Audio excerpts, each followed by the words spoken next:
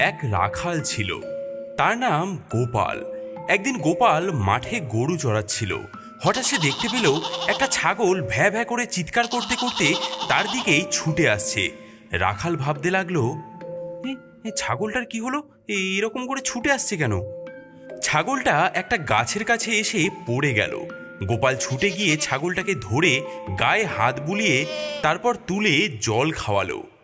নে খা, ঠিক হয়ে যাবি, তাড়াতাড়ি ঠিক হয়ে যাবি। ছাগলটা মায়া মায়া চোখে গোপালের দিকে তাকিয়ে ভ্যা ভ্যা করে ডাকতে লাগলো। মনে হলো ছাগলটা কোনো কিছু বলতে চায়, কিন্তু বলতে পারছে না। আরে আমার বাড়ি যাবি? চল চল আমার বাড়ি চল, আমার গরুর সাথে থাকবি। গোপাল গরুগুলোর সাথে ছাগলটাকে বাড়ির দিকে নিয়ে যাচ্ছিল। হঠাৎ গরুগুলো ডাকতে ডাকতে এদিক ওদিক দৌড়াতে শুরু করলো।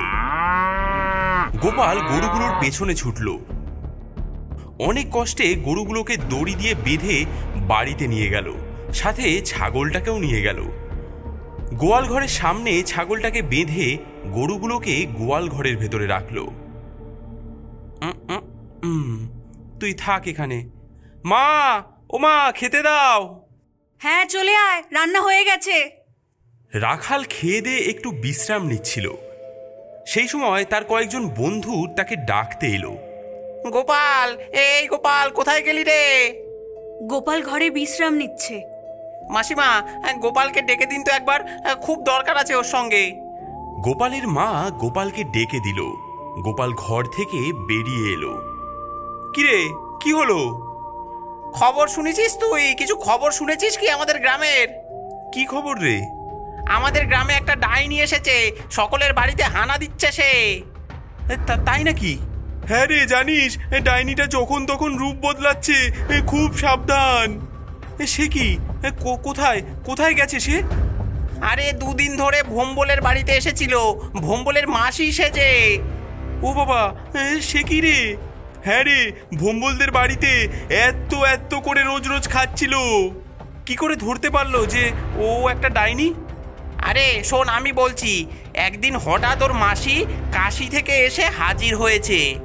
তারপর সেই সময় নকল মাসি মানে ডাইনি ঘরে বসে পেট পুড়ে ভাত, তরকারি, মাছ, মাংস খাচ্ছিল।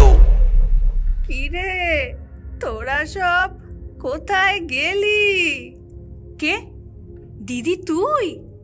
হ্যাঁ রে, অনেক দিন তোর বাড়িতে আসা হয়নি, তাই কাশি থেকে ফিরে ভাবলাম অনেক দিন তোর কাছে থাকবো। কিন্তু তুই আমার দিদি হলে, যে আমার বাড়িতে দুদিন ধরে রয়েছে, এখন ঘরে বসে খাচ্ছে, সে কে? ও মা, আমি তো এখনই এলাম, দুদিন আগে কে এসেছে? ওরে, আমি তো নিজের দিদি। ও তাহলে অন্য কেউ, মায়াবী।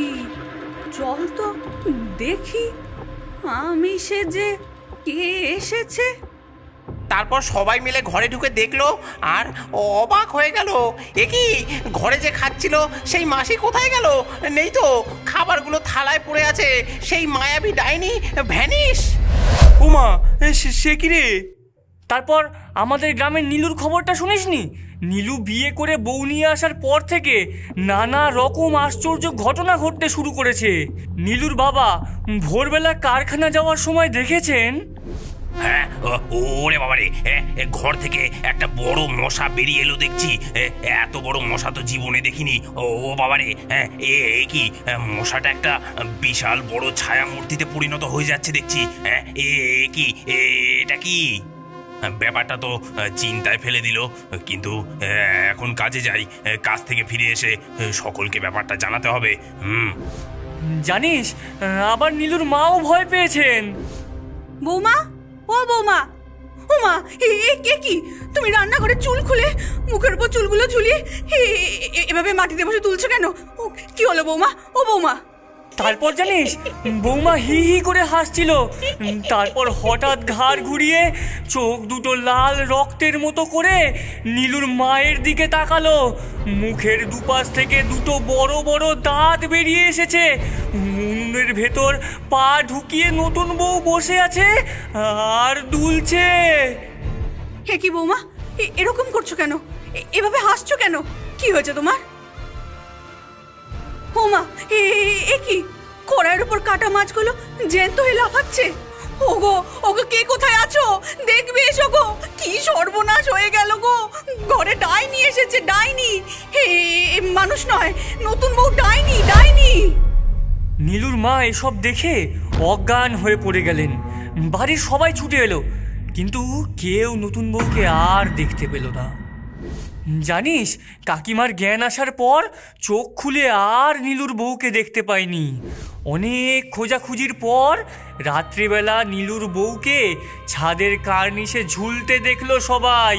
সেই দেখে তো সবাই ভয়ে কি চিৎকার! এ কি সর্বনাশা হলো গো! ও মা, এ কি হলো? কি হলো গো? সে কি? কি বলছিস রে এসব? এসব তো আমি কোনো কিছুই জানি না। আর নাপিত পাড়ার গজাদাকে চিনিস তো? গজাদা আর বৌদি দুজনেই তো মিলে কাজ করে। গজাদার একটা ছোট মেয়ে আছে, ওর নাম চাপা। চাপা সারাদিন ঠাকুমার কাছে থাকে। একদিন বিকেলে চাপা বন্ধুদের সাথে মাঠে খেলছিল। খেলতে খেলতে একটা সুন্দর পুতুল কুড়িয়ে পেয়েছিল। বাড়িতে নিয়ে আসার পর ওই পুতুলটাকে নিয়েই খেলতে থাকে। ও চাপা, এত সুন্দর পুতুল তোকে কে দিল? একে আমি মাঠে কুড়িয়ে পেয়েছি ঠাম্মা। কুড়িয়ে এনেছিস কেন রে? কার পুতুল কে জানে? জানি না, গাছতলায় পড়েছিল, আমি তুলে নিয়ে এসেছি। ধুলো থেকে তুলে এনেছিস?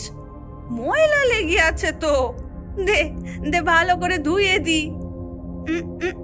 এই নাও। ঠাম্মা পুতুলটাকে ভালো করে ধুতে লাগলেন। এমন সময় কার যেন একটা আওয়াজ শোনা গেল। ওরে বাবা, ও শীত করছে রে। ওরে বাবা, এত ঠান্ডা জল দিস না। ঠাম্মা তো বুড়ি মানুষ, ভালো করে চোখে দেখতে পায় না। এদিক ওদিক তাকিয়ে তিনি কাউকেও দেখতে পেলেন না। ঠাম্মা এদিকে মনে মনে ভাবলেন, মনে হলো যেন পুতুলটা কথা বলল। এখানে তো আর কেউ নেই। ঠাম্মা পুতুলটাকে ধুয়ে এনে সে আবার চাপাকে দিয়ে দিল। গজা আর ওর বউ কাছ থেকে এসে দেখলো মেয়ে মন দিয়ে পুতুল নিয়ে খেলছে। চাপা, এই পুতুলটা তোকে কে দিয়েছে?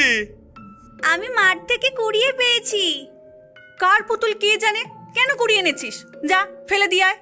না না, আমি এই পুতুলটা নিয়ে খেলবো। ঠাম্মা পরিষ্কার করে ধুয়ে দিয়েছে, আমি পুতুলটাকে ফেলবো না। ঠিক আছে, এখন যা পড়তে বস। এখন পুতুলটাকে আমি টেবিলে তুলে রাখছি। চাপা তো মন দিয়ে পড়াশোনা করতে লাগলো। পড়াশোনা হয়ে যাওয়ার পর কিছুক্ষণ পর ওর মা ওকে ডাকতে লাগলো। চাপা, খাবি আয়। এই চাপা। চাপার মা চাপাকে ঘরে ডাকতে এসে দেখলো চাপার সাথে কে একজন জানি কথা বলছে। কে কথা বলছে? ঘরে কাউকেও সে দেখতে পেল না। চাপা তো একা একাই পুতুল নিয়ে খেলছে। তাহলে মেয়ে কার সাথে কথা বলছে? এই চাপা, তোকে খেতে ডাকছি না, আর তুই এখানে পুতুল নিয়ে খেলছিস? কার সাথে কথা বলছিস? এই তো পুতুলের সাথে কথা বলছিলাম। জানো মা, পুতুলটা কি সুন্দর কথা বলে। পুতুল কথা বলছিল? কি বলছিল? ও বলছে, এই চাপা, আমার শীত করছে, তোর ঠাম্মা অনেক জল দিয়ে আমাকে ধুয়েছে। পুতুল এই কথা বললো? মিথ্যে কথা বলতে শিখেছিস? হ্যাঁ? না না মা, আমি সত্যি বলছি, পুতুল বললো। এই এই তুই পুতুলটা এখানে রাখতো, রেখে দে। আর এই পুতুল দিয়ে একদম খেলতে হবে না, অনেক রাত হয়েছে। আয় আয়, খাবি আয়। চাপার মা পুতুলটাকে আলমারির ওপর তুলে রেখে চাপাকে নিয়ে রান্নাঘরের দিকে যাচ্ছিল। হঠাৎ এমন সময় কে যেন বলে উঠল, কি রে, আমায় খেতে দিবি না? আমার তো খিদে পেয়েছে। চাপার মা তো চমকে উঠলো। ঘুরে তাকিয়ে দেখলো পুতুলটা ওদের পেছন পেছনে হেঁটে আসছে। হে কি, আমি তো পুতুলটাকে আলমারির উপরে তুলে রাখলাম, এ নেমে এলো কি করে? পুতুলটাকে ধরে ছুঁড়ে উঠোনে ফেলে দিল চাপার মা। কিন্তু হঠাৎ পুতুলটা কেঁদে উঠলো এবং সঙ্গে চাপাও। আমার পুতুল ফেলে দিলে কেন মা?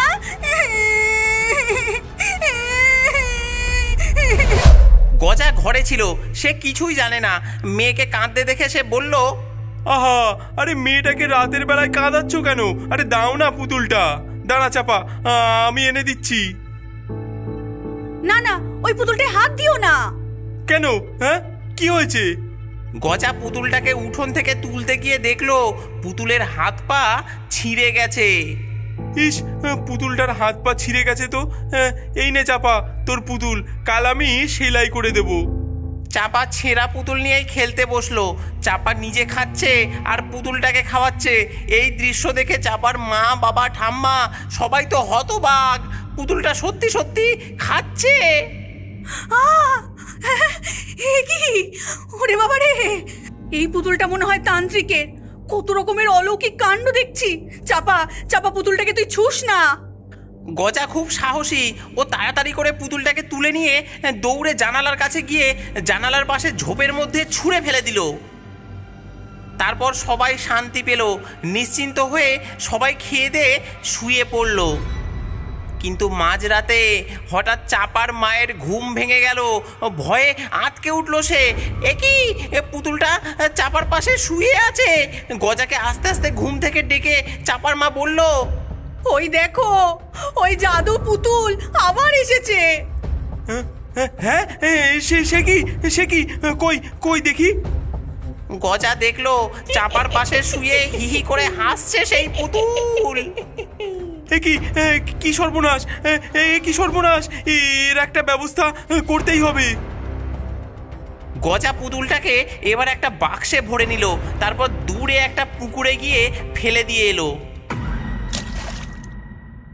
তারপর ভোর হলে গজা গ্রামের কালী মন্দিরে গিয়ে ঠাকুরমশাইকে গিয়ে সব জানালো। ঠাকুরমশাই ওদের বাড়ির 4 জনের জন্য 4টে রক্ষা কবচ দিলেন এবং বললেন, এই নাও, লাল সুতোয় বেঁধে এই কবজ তোমরা গলায় পরে থাকবে। কোনো ডাকিনি, ভূত, পেতনি কিচ্ছু করতে পারবে না।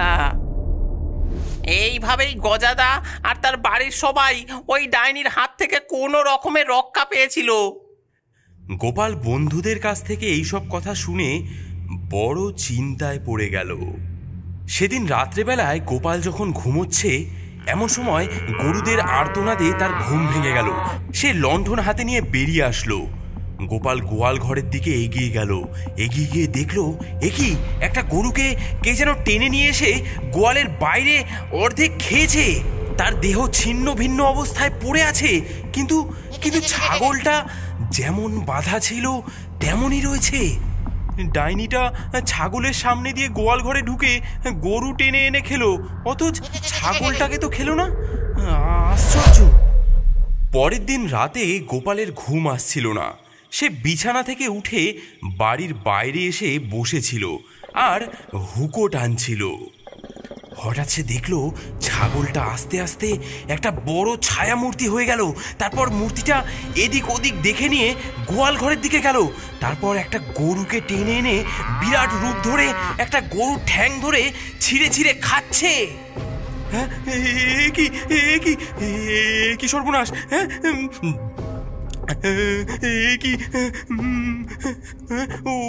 ওরে বাবারে, ওই ডাইনি ছাগল রূপে আমার বাড়িতে এসেছে। গোপাল সারা রাত অনেক ভেবে পরদিন বন্ধুদের সাথে পরামর্শ করে একটা মোমের ঘর তৈরি করলো। তারপর ছাগলটাকে বলল, চল, তোর জন্য সুন্দর একটা ঘর বানিয়েছি, চল তোকে নতুন ঘরে রাখবো। ওহ, কি মজা!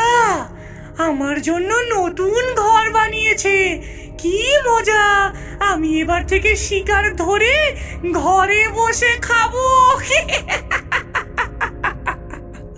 গোপাল ছাগলটাকে নিয়ে এসে ওই ঘরে ঢুকিয়ে বাইরে থেকে বন্ধ করে দিল। তারপর বাইরে থেকে আগুন ধরিয়ে দিল। আগুনের তাপে মোমগুলো গলে গলে পড়তে লাগলো আর ছাগল লাফাতে লাগলো। তারপর আগুনে পুড়ে ছটফট করতে করতে বিকট চিৎকার করতে লাগলো সেই ডাইনি। ছেড়ে দে আমাকে, ছেড়ে দে, আর মারিস না! আহ! আহ! সেই ডাইনি আগুনে পুড়ে একদম ছাইয়ে পরিণত হয়ে গেল। কিছুক্ষণ পর গোপাল এক তান্ত্রিককে ডেকে আনলো। তান্ত্রিক বলল ওই ছাইগুলো সব একটা শিশির ভেতর ঢুকিয়ে জলে ফেলে দিতে। গোপাল ও তার বন্ধুরা ছাইগুলো একটা কাচের বোতলে ঢুকিয়ে দূরে গঙ্গায় গিয়ে ছুঁড়ে ফেলে দিয়ে আসলো। তারপর থেকে ডাইনির উপদ্রব বন্ধ হলো।